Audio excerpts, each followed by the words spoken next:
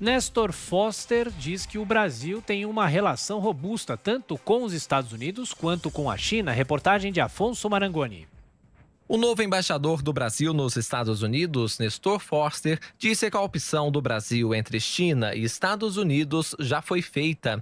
Ele destacou que o Palácio do Planalto tem uma relação robusta com os dois países, mas que são vínculos diferentes. Em entrevista ao programa Os Pingos nos Is, nesta quarta-feira, Foster afirmou que a amizade com os Estados Unidos é mais antiga e duradoura do que com qualquer outra nação. É uma relação fundada além dos interesses concretos que há na área econômica, na área comercial, na área de investimentos, etc., que isso é natural na relação entre países, é uma relação estudada num leito mais profundo de valores compartidos. Que valores são esses?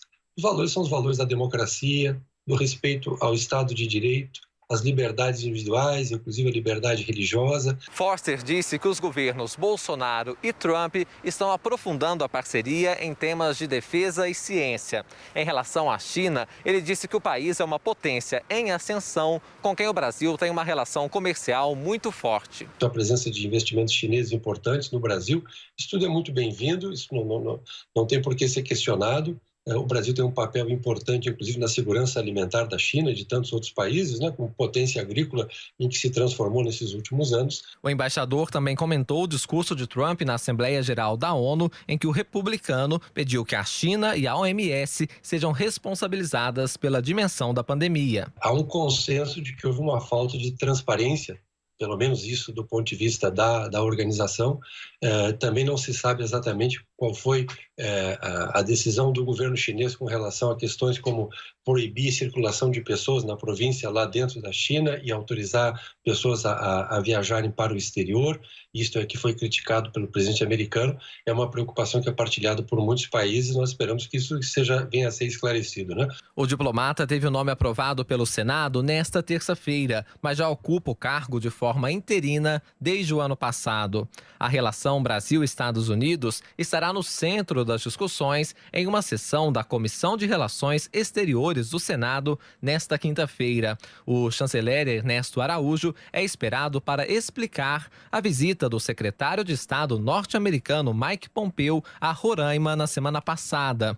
A viagem causou reação até mesmo de aliados do governo. Eles criticaram o fato de a viagem ter ocorrido às vésperas das eleições norte-americanas.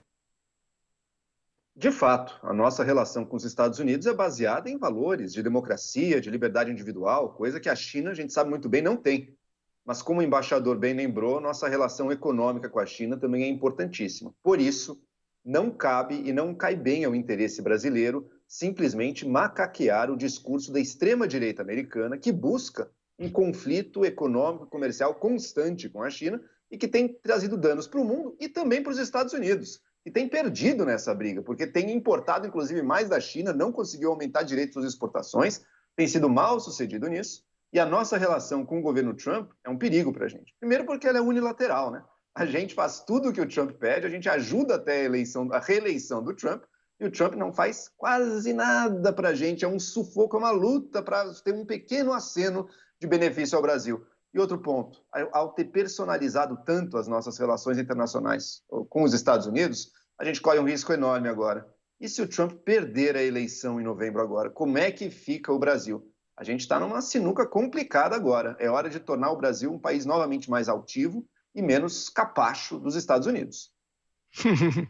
A relação do Brasil com os Estados Unidos nunca teve tão boa e óbvio que se o Trump perder, o Brasil vai continuar com boas relações com os Estados Unidos. Agora, é curioso que sempre vem o alerta do pragmatismo, e o pedido de neutralidade e aquele... É verdade que tem os valores parecidos, mas quando querem defender, na verdade, a subserviência e a postura de capacho em relação a ditaduras socialistas, Como quando falam, por exemplo, em soberania nacional, uma coisa que os globalistas têm horror, na verdade, só para proteger a ditadura amiga na Venezuela, e tentar colocar constrangimento para a vinda de um secretário de Estado dos Estados Unidos. Veja, os Estados Unidos e a China têm uma disputa geopolítica e um lado representa o mundo livre e o outro lado representa a opressão, né? Então é óbvio que o Brasil tem que ter mais afinidade com o líder do mundo livre, como aconteceria se fosse o caso na Primeira Guerra Fria, com a União Soviética de um lado e os Estados Unidos do outro. Isso não quer dizer que a gente não vai ter relações comerciais com a China, só que é muito importante ter clareza moral aqui, não aceitar ser capacho de ditador socialista. Esse papo que fala de extrema-direita nos Estados Unidos é quase risível, né? O Trump ser taxado de extrema-direita é coisa de extrema-esquerda, né?